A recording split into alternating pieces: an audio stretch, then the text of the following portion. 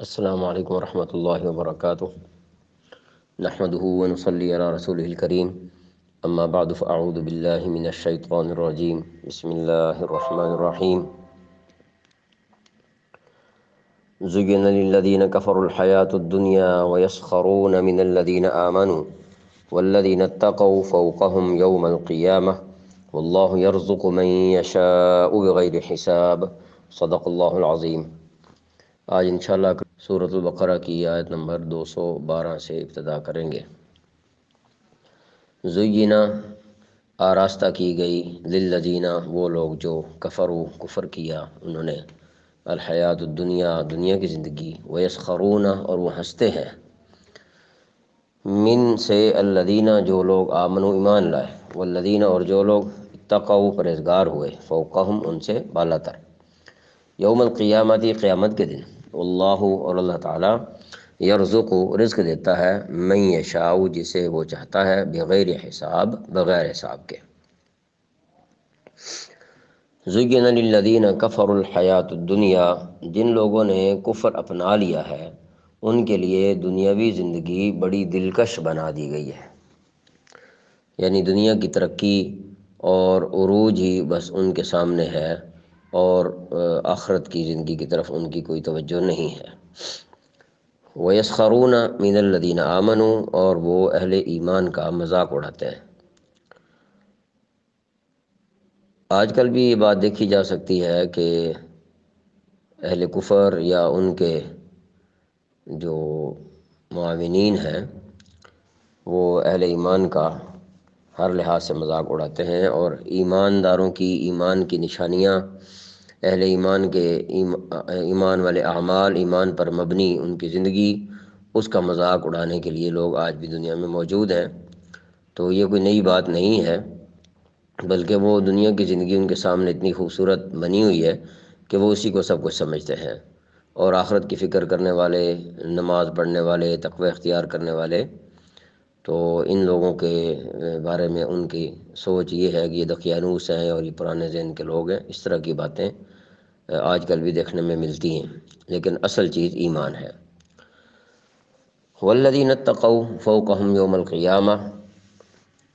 حالانکہ جنہوں نے تقوی اختیار کیا ہے وہ قیامت کے دن ان سے کہیں بلند ہوں گے۔ اصل فیصلہ تو ظاہر بات ہے قیامت کے دن ہوگا کہ ایمان اور اعمال صالح والے لوگ قیامت کے دن ان سے درجوں میں کہیں زیادہ اونچے ہوں گے۔ دنیا میں دارالعمل ہے، یہاں کسی کو کم کسی کو زیادہ اللہ تعالیٰ عطا فرماتے ہیں، دونوں کی آزمائش ہے، جس کو زیادہ دیا اس کا بھی اور جس کو کم دیا اس کا بھی۔ اور جو ایمان ہی نہیں لایا ظاہر ہے اس کے لیے تو اللہ تعالیٰ کا فیصلہ ہے کہ ان کے لیے ذلت کی زندگی ہوگی اور عذاب عظیم ہوگا یا عذاب علیم بھی ان کے لیے ہوگا۔ واللہ یرزق من یشاء بغیر حساب اور اللہ تعالیٰ جس کو چاہتا ہے بے حساب رزق دیتا ہے۔ یہ جو جملہ ہے یہ دراصل کفار کے اس جھوٹے دعوے کا جواب ہے کہ اللہ تعالیٰ چونکہ ہمیں خوب رزق دے رہا ہے اس لیے یہ اس بات کی علامت ہے کہ وہ ہمارے عقائد اور اعمال سے ناراض نہیں ہے، یعنی وہ راضی ہے۔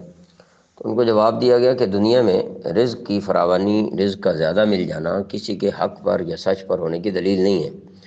دنیاوی رزق کے لیے اللہ تعالیٰ کے نزدیک الگ معیار مقرر ہے۔ یہاں اللہ تعالیٰ جس کو چاہتا ہے بے حساب رزق دے دیتا ہے، خواہ وہ کافر ہی کیوں نہ ہو۔ اس لیے رزق کا زیادہ ملنا یا کم ملنا یہ اس بات کی علامت نہیں ہے کہ بندے کے عقائد اور اعمال بھی درست ہیں۔ عقائد اور اعمال تو ایمان لانے والوں کے اور اس کے مطابق جو ان کے اعمال ہوں گے وہی اللہ تعالیٰ کے مقبول ہیں۔ کفر کی صورت میں تو ویسے بھی کوئی عمل مقبول نہیں ہوتا، بلکہ کافروں کے جو اچھے اعمال ہوں گے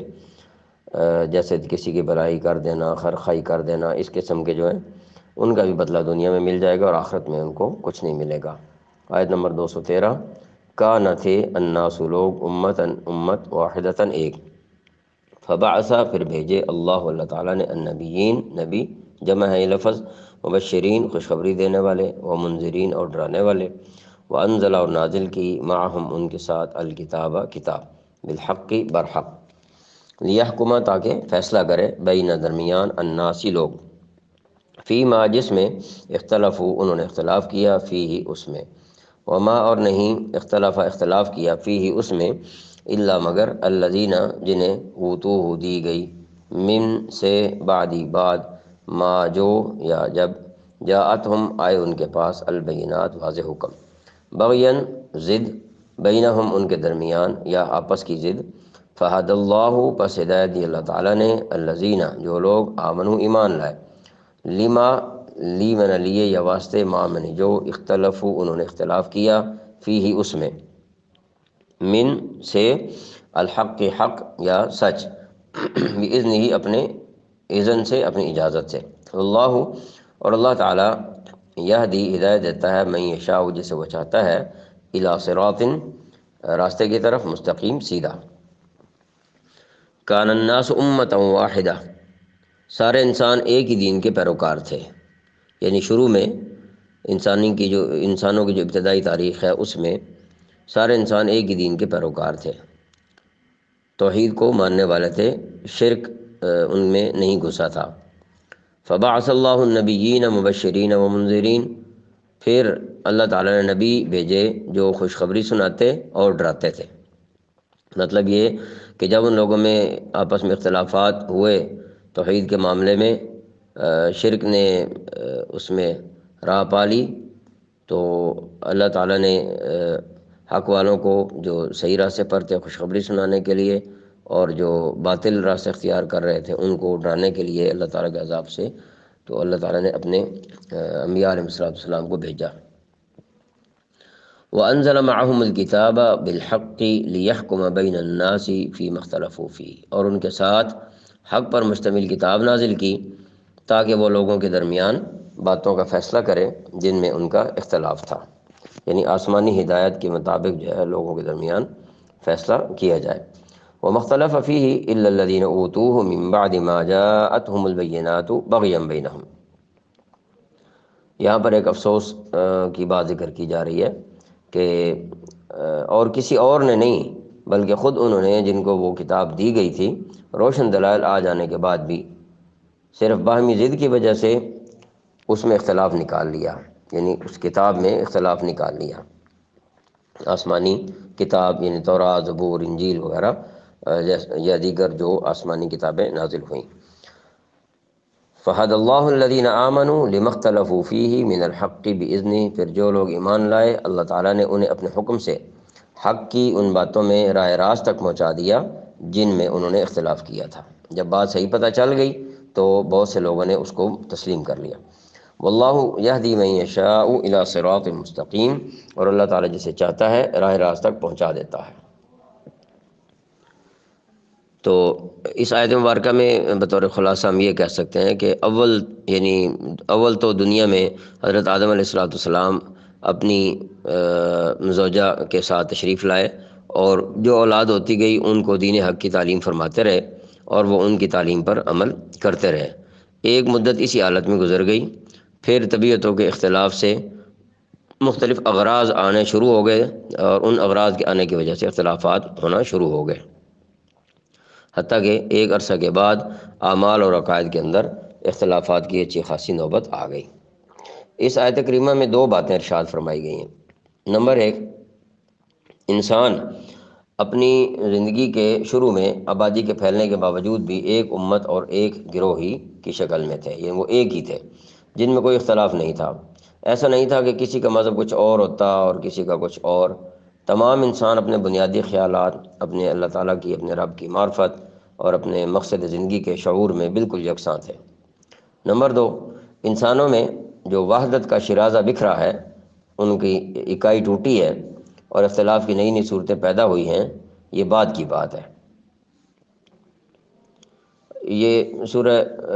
لیحکم بین الناس فیما اختلفوا فیہ، تو سورہ یونس میں بھی اس طرح کی بات ذکر کی گئی جو آگے آئے گی، وما کان الناس الا امۃ واحدۃ فاختلفوا ولولا کلمۃ سبقت من ربک لقضی بینہم فیما هم فیہ یختلفون، ان سب آدمی ایک ہی امت تھے، پھر آپس میں اختلاف پڑ گیا، اور اگر اللہ تعالیٰ کا یہ ازلی فیصلہ نہ ہوتا کہ ازلی فیصلہ کیا ہے کہ اس عالم میں، دنیا میں حق و باطل، کھرا کھوٹا، سچ اور جھوٹ ملے جلے چلیں گے، یہ اللہ تعالیٰ کا فیصلہ ہے کہ یہاں دونوں چیزیں لوگوں کو اختیار کرنے کی گویا کہ طاقت دی گئی ہے کہ جس کو بھی وہ مرضی سے اختیار کر لے، سچ اور جھوٹ بتا دیا گیا ہے، لیکن پابند کسی کو نہیں کیا گیا۔ تو فرمایا کہ اگر اللہ تعالیٰ کا یہ ازلی فیصلہ نہ ہوتا تو قدرت الہیہ ان سب جھگڑوں کا ایسا فیصلہ کر دیتی کہ حق سے اختلاف کرنے والوں کا نام ہی باقی نہ رہتا، لیکن چونکہ یہاں آزمائش مقصود ہے، اس لیے اس بات کی مہلت دی گئی ہے کہ جو جس راستے کو اختیار کرتا ہے وہ کرتا رہے، اور آخرت میں اس کے بارے میں فیصلہ کر دیا جائے گا۔ اللہ تعالیٰ عمل کرنے کی توفیق عطا فرمائے۔